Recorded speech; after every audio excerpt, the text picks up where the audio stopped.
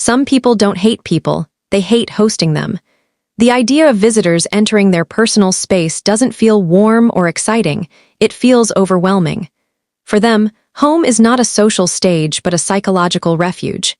When guests arrive, that refuge feels invaded, even if the visitors are loved ones.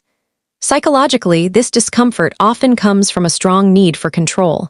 Hosting means unpredictability, noise, movement, conversations, and expectations that cannot be fully managed. For individuals who rely on structure to feel safe, visitors disrupt the internal order that keeps anxiety low. Another hidden factor is social energy depletion. Some people lose energy through interaction rather than gaining it.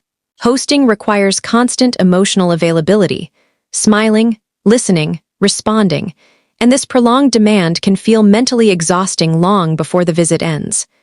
Many people who avoid hosting are highly self-aware and self-critical. They worry about how their home looks, how food tastes, or whether guests are comfortable. Instead of enjoying company, their mind runs continuous performance evaluations, turning hospitality into stress.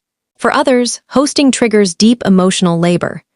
Childhood experiences where they were forced to entertain, serve, or emotionally manage adults can condition hosting as a duty rather than a choice. As adults, avoiding visitors becomes a way to protect emotional boundaries. Introversion also plays a major role, but it is often misunderstood. Introversion is not shyness or dislike of people, it is sensitivity to stimulation. Hosting brings prolonged sensory input, voices, smells, movement, which can overload the nervous system. There is also a strong link between hosting avoidance and personal autonomy. Home represents freedom to exist without explanation. Visitors, even welcome ones, unconsciously demand versions of ourselves that align with social norms rather than authenticity. Some people associate hosting with loss of recovery time. After work, stress, or emotional strain, their home is where they recharge. Visitors interrupt that recovery, making even short stays feel draining rather than refreshing. Cultural pressure intensifies this discomfort.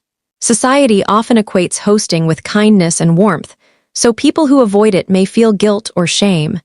This internal conflict, needing solitude but fearing judgment, adds another psychological burden.